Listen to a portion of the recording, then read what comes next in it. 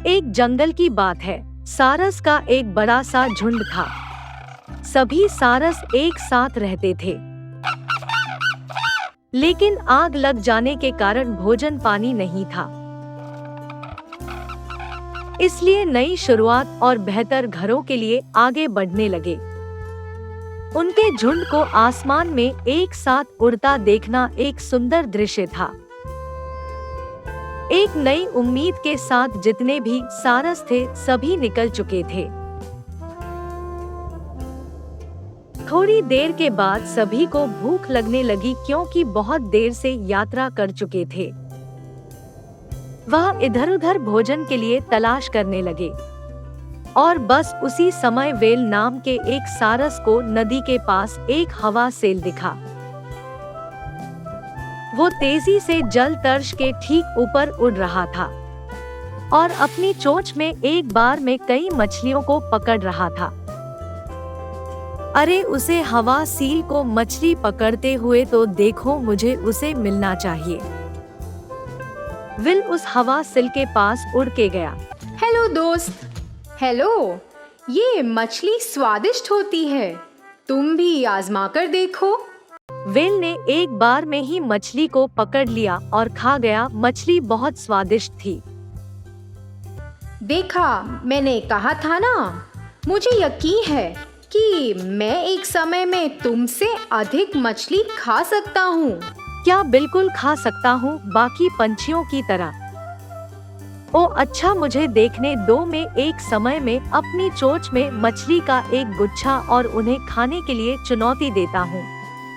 आओ देखते हैं कौन अधिक प्राप्त कर सकता है। मुझे तो नहीं लगता कि तुम कर पाओगे। देखो, मैंने पहले भी पकड़ ली और एक मछली खा भी ली। मेरे आसपास बहुत है। मैं तुम्हें दिखाता हूँ कि मैं कैसे मछली पकड़ूंगा। विल नदी में उतर गया और उसके चोंच में एक बड़ी मछली आ गई। जब वो लौटने वाला था तो उसने देखा कि दो छोटी मछलियाँ तैर रही है। विल ने अपनी चोंच में बड़ी मछली के साथ और दो छोटी मछलियाँ का शिकार करने का सोचा। बहुत ध्यान से बड़ी मछली को अपनी चोंच में पकड़े हुए उसने छोटी मछलियों पर एक जोर से झपटा मारा। वो ऐसा कर ही रहा था, बड़ी मछली विल के चोंच से पानी में फिसल गई। छिटों को सुनकर दोनों छोटी मछलियां तेजी से भाग गई। विल निराश होकर हवा सील के पास चली गई। हाँ, ऐसा लगता है जैसे तुम नहीं कर पाए। अरे नहीं, ये सही नहीं है।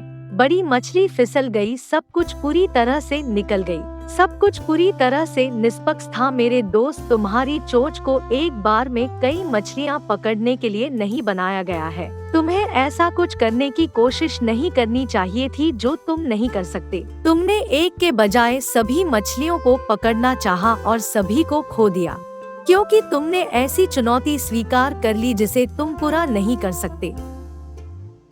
तो चलो दोस्त, फिर मिलते हैं। हवा सील हंसते हुए रवाना हुआ। विल को विदाई दी।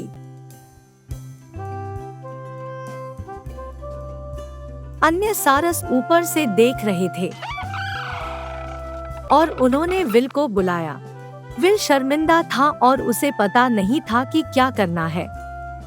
वो उनके साथ चला गया और लंबे समय तक भूखा रहा। इस कहानी से हमें ये सीख मिलती है कि हमें दूसरों का कॉपी नहीं करना चाहिए। हमें वही करना चाहिए जो हम कर सकते हैं।